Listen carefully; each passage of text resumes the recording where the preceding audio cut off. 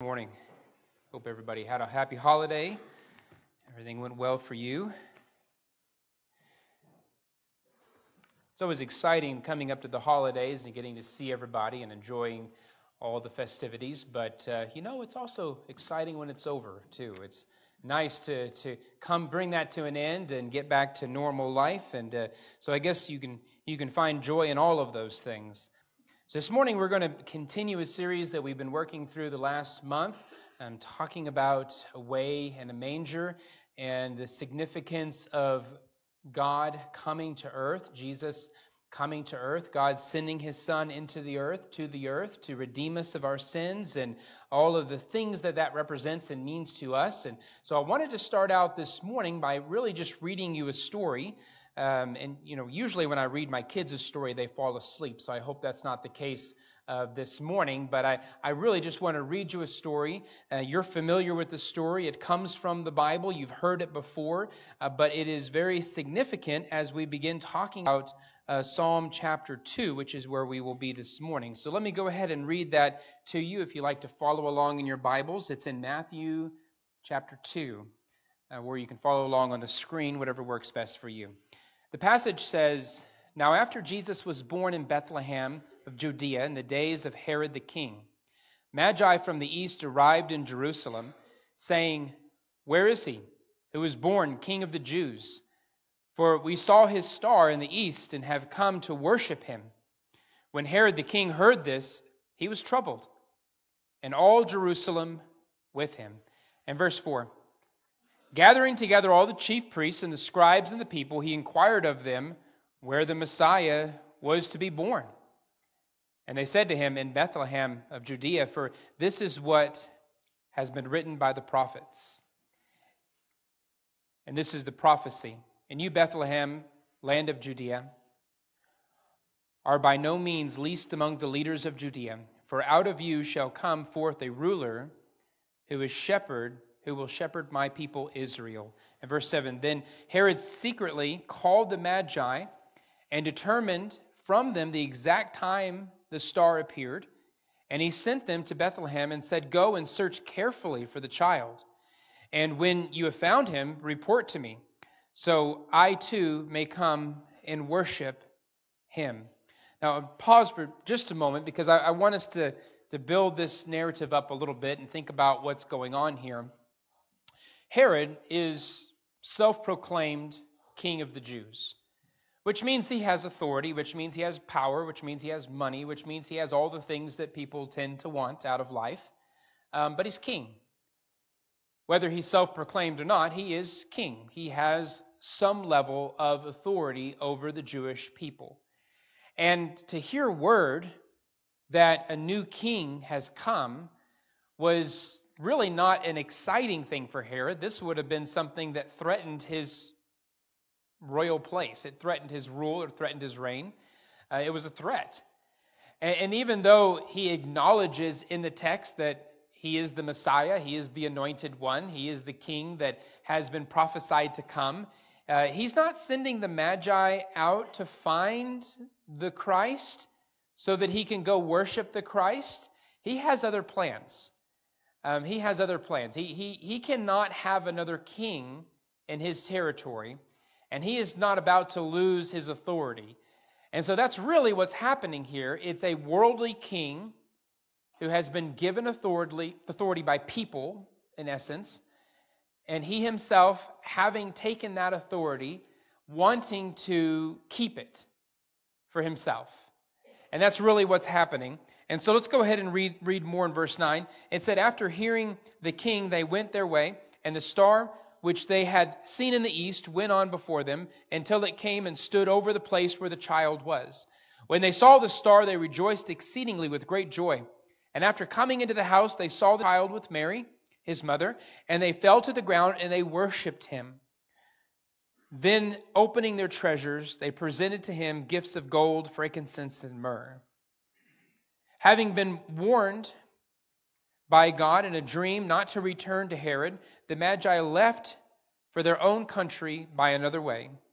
Now, when they had gone, behold, an angel of the Lord appeared to Joseph in a dream and said, 'Get up, take the child and his mother, and flee to Egypt, and remain there until I tell you, for Herod is going to search for the child to destroy him." Now, this is not uncommon. In fact, if you remember many, many, many years prior to this, Egypt killed the firstborn children of Israel because they believed Israel to be a threat. They had grown to be very powerful. They had grown in number within the land that they were allowed at one time to live in. But the Pharaoh that came believed this group of people to be a threat. And so he set out to put an end to that lineage. And God would work through that to bring Moses onto the scene, rescuing Moses, in which Moses would redeem his people, leading him out of captivity. So now the story has kind of made some interesting turnabouts. We're in the same basic region, but now God is telling Joseph and Mary, take the child into Egypt, flee into Egypt. Very much like the people of Israel fled into Egypt during the famine to prevent death. This is very similar imagery. However you want to see it, the imagery is pretty incredible when you read those stories in light of what's happening here. But what's really going on is a battle of kingdoms. We have these two kingdoms. We have the kingdoms of the world, and we have the kingdom of God, represented in the person of Jesus. And so the king is coming. The Magi recognize that the king is born. He is the one that God has promised. He is the Messiah. He is the king who would take David's throne, if you will. He is the king that's of the lineage of David. He is the promised king. He's coming. He's to be born, and he already has been born. And so the Magi are seeking out their king. But as this king is born into the world, there are still other kings. There are other kingdoms who are not going to willingly bow down to the king. And so there's a struggle of power. There's a struggle of nations as there is a desire to have control. And that's really what it amounts to for Herod. He has a desire to have control. He wants to keep it. He doesn't want another king to come around and take it from him. He wants to keep his power. And this child is threatening that. And he's not going to have it. And so Matthew tells us, no, Herod's not coming to worship Jesus. Herod is coming to destroy the child. He wants to get the child out of the way. And so I wanted to read that story because I want you to think about it as we read Psalm chapter 2. And so let's go ahead and look at Psalm chapter 2. If you have your Bibles and you want to turn there, we're going to talk a little bit more about this, but Psalm chapter 2 is where we're going to be. And one of the things that's interesting is even though the human family ultimately, as we see Israel, as we see some Gentiles even, as they reject Jesus, what they're really rejecting is the rule and reign of God. Now, they may not acknowledge that. In fact, many of the Jewish people still anticipated God's kingdom coming. They still, in their minds, did not accept Jesus as the anointed one. There were many Jews who refused to believe, for whatever reason. There was a number of different reasons why they refused to believe, but they would not believe that Jesus was the Messiah, which means they didn't believe he was Lord, they didn't believe he was king. And so they did not accept him. They waited for another king to come, another kingdom to come. The problem is there is no other king coming from God. God's not sending another king. He's not sending another kingdom. He has sent Jesus into the world. He is the anointed one. He is the king. He is the Messiah. He's the Lord of lords. He's the King of kings. That's all the expectation is. He is it. He's it. And he's enough. He's more than enough to rule over the nations of the world. He's more than enough to rule over the people of the world. There is no need for another king because Jesus ultimately fulfills the role that is needed of having a perfect king. And the fact of Jesus' coming as king is really the message of the gospel that's been built up throughout history, throughout time. Even at the very beginning when Adam and Eve willingly rejected God. Remember when God created Adam, created Eve, he spoke to them and telling them that they were to have dominion. That word dominion, they were to have rule. They were to have authority over all that God created. All that God had created, they would have dominion over. The animals, the birds of the sky, the fish of the sea. And the fact that they chose to partake of a tree that God said, don't eat that fruit, is really them saying, I've got my own plan. I've got my own desires. That they're basically rejecting God's rule and reign. And the rest of the Bible really gives this imagery of God still being king. He's still in control. But other nations have sprung up. Other kings spring up. They're not good kings. In fact, they have evil desires and evil purposes. But God ultimately is still king over all of them. He has control over all of them. And as you continue reading the Bible, you continue seeing these other nations, these other kingdoms oppressing people, conquering for the sake of conquer, taking what's not theirs, gaining more and more power, even demanding worship from their people as if they themselves were gods. And we see these kings growing. And there's always this tension in the Bible that says, when's it ever going to end? When is God ever going to do away with these evil, oppressive nations that continue to treat people as animals, as just property, as if they just belong to them? When is that ever going to come to an end? When God is going to stop those people? Because the average person can't stop a king. I mean, you can't just put the halt on a kingdom. You can't step in and say, okay, that's enough. We're done with this. That's not how that works. It needs more. Another great nation has to come to be a conquering nation in order for a nation to be put to its knees. And it just didn't seem like that was ever going to end. And that's the tension that's constantly present throughout the Old Testament, are these oppressive, evil nations. But God promises a particular king, a particular kingdom that would come and destroy all other kingdoms. In other words, all of those oppressive kings are going to be put to their knees. It's going to come to an end, that there will be a kingdom above all other kingdoms. That is a prophecy of God. That is a promise of God. And it comes through the one king who would put an end to all other kings. And that king is ultimately Jesus. In fact, that was the Jewish expectation. And we always had to remember that the Jews were not free during the time of Jesus. They were under the rule and reign of Rome. Now, they had some freedom, but they weren't free. They couldn't do whatever they wanted to do. Rome ultimately had their thumb on them.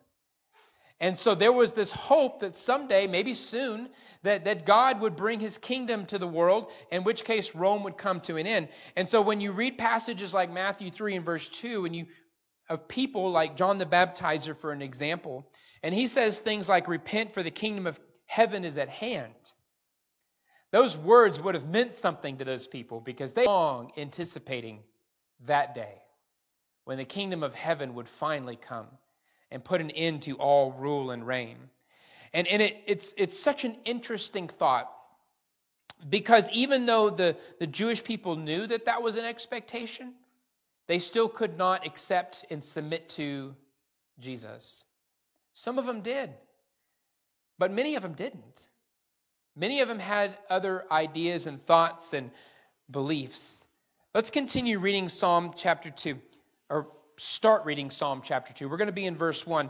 It says, why are the nations in an uproar and desiring a vain thing? The kings of the earth take their stand. The rulers take counsel together against the Lord and against his anointed, saying, let us tear their fetters apart and cast away their cords from them.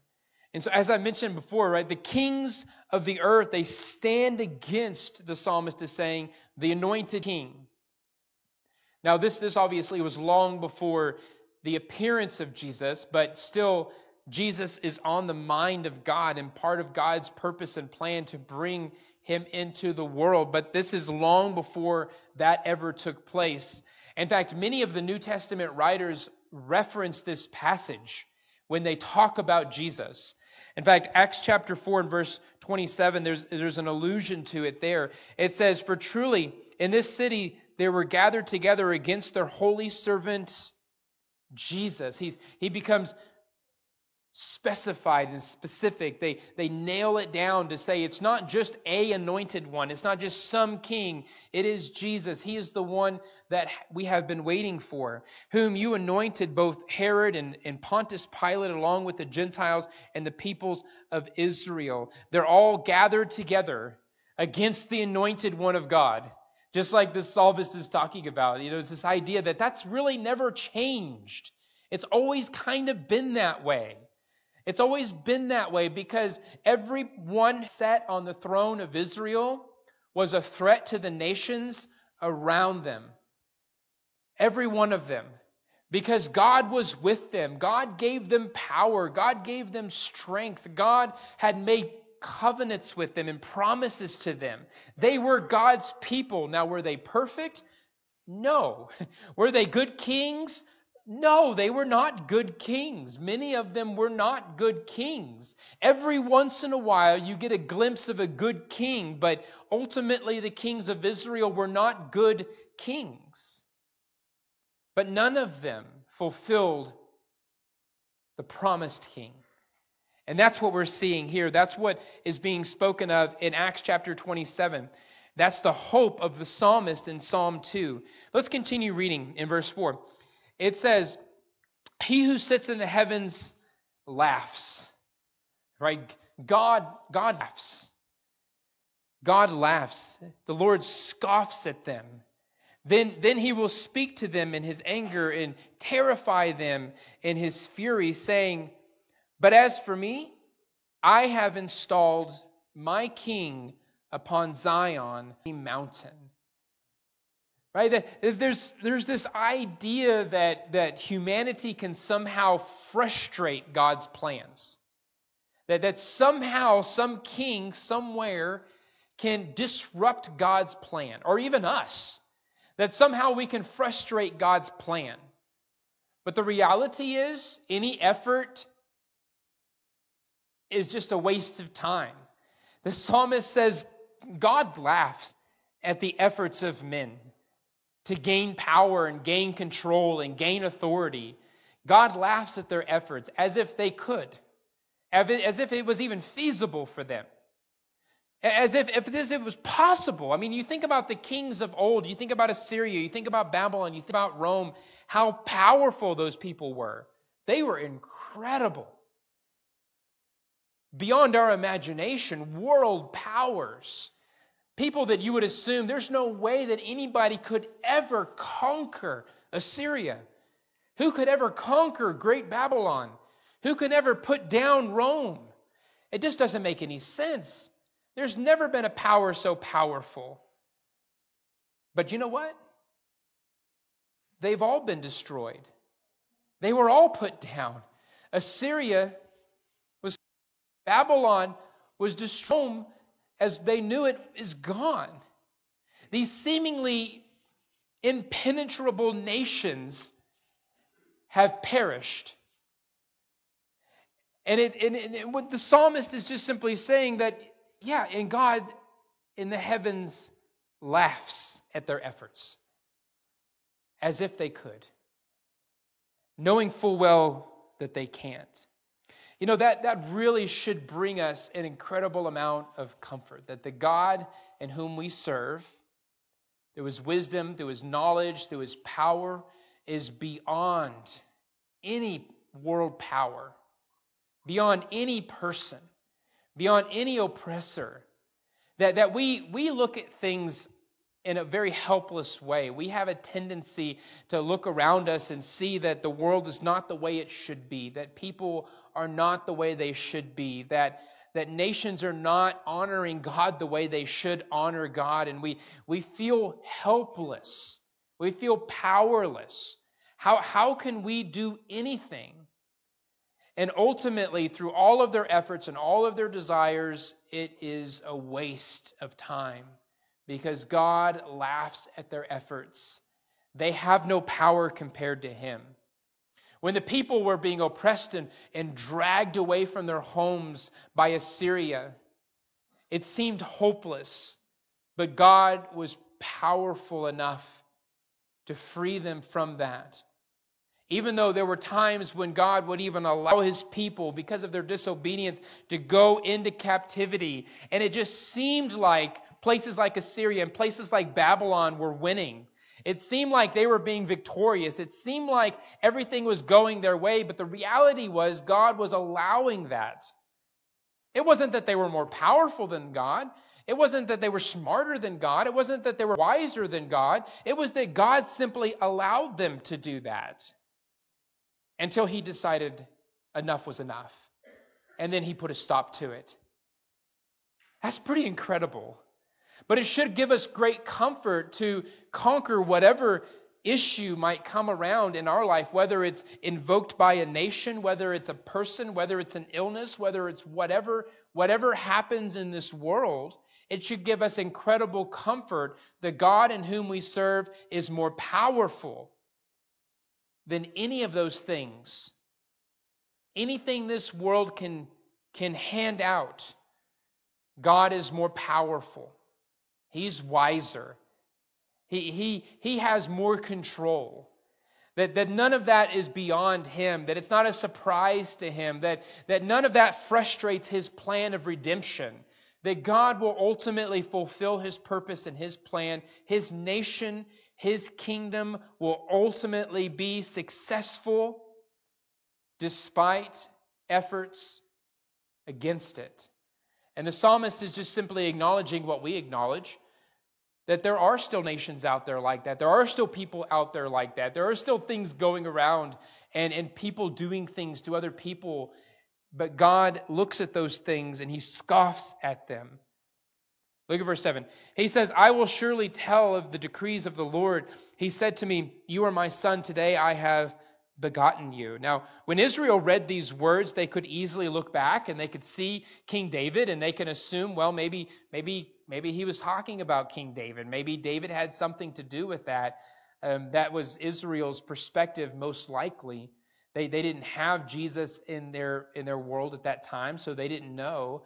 But they could easily relate a lot of these passages to David, the king that ultimately would be the one that would be compared to, if you will, Jesus, just obviously being greater than He. But the idea is that King David and his kingdom was always put on a pedestal as the standard in Scripture. And so they could have done that, but the language also suggests that there's something more. In fact, when we read the New Testament, this passage gets quoted quite frequently. And we know that, something more. God had a different intention. God Himself would come to earth in the flesh, in the form of a child, and be raised up among the Israelites and be preserved, but yet be powerful and step forward to rule and reign over His people. The anointed one of God. Look at verse 8. It says, ask me and I will surely give the nations as your inheritance and the very ends of the earth as your possessions. You shall break them with a rod of iron. You shall shatter them with like earthenware. Verse 10. Now therefore, O kings, show discernment. Take warning, O judges of the earth. Worship the Lord with reverence and rejoice with trembling. Do homage to the Son, that He not become angry and you perish in the way, for His wrath may soon be kindled. How blessed are all who take refuge in Him. It's interesting. All kings, all judges, all nations have authority on earth. But they all are also under authority, God says. They have authority, but they're under authority. Ultimately, every nation that we know of is to bow down and submit to King Jesus, to God. that they need to serve God in His purpose. Right? God allows these nations to exist. They don't exist because they're more powerful. They don't exist because they're just really good at their jobs. They exist because God allows them to exist. God has a purpose for them. And when they dishonor Him, when they don't serve Him in His purpose, He could just as easily remove them as He brings them forward. He has that kind of power. And we know that. I mean, you know that. You know the God in whom we serve is powerful beyond our comprehension. But sometimes we forget. Sometimes we need to be reminded of that. Sometimes we forget because we look around and we just can't see it. But we need to be reminded. And that's why Psalm 2 is such a powerful psalm for us. To be reminded that God's kingdom prevails. And will prevail. That God's rule and reign is ultimate. And beyond all others. So that He will ultimately submit to. And the thought of other nations bowing down before another king. That's such a strange view. Now, we don't have a lot of context in our world in reference to kings and kingdoms and things of that nature that they did. But I just want you to imagine just for a moment all of the kings of the world bowing down to one king. That's such a strange imagery. That's such an odd thought. Obviously, the citizens would bow down to that king because they didn't have a choice. But what would it look like for every king, every judge, every ruler that has ever existed, bowing down before one ultimate authority? That is so weird, so unnatural, but it is exactly true.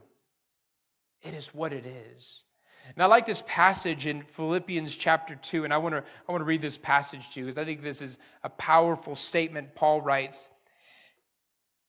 Paul says this to the church in Philippi. He says, being found in the appearance as a man, of course he's talking about Jesus, he's talking about Christ. He humbled himself by becoming obedient to the point of death, even death on a cross. For this reason also God highly exalted him and bestowed on him the name which is above every name, so that the name of Jesus every knee will bow, of those who are in the heaven and on the earth and under the earth. Every tongue will confess that Jesus Christ is Lord, to the glory of the Father. I want you to just sit with that for a minute. Think about what that means. Think about what it may look like. He's saying not only the kings of this world, but any and every authority that exists, and he goes to the extreme, he says in the heavens, under the earth, on the earth, everywhere, everything will bow at the name of Jesus because of the authority that God has given him, exalted him, giving him a name above all names. They will all submit and bow a knee to King Jesus as Lord. And that goes beyond our understanding of our personal convictions, doesn't it? I mean, it goes beyond the acknowledgement that we personally should submit our lives to Jesus.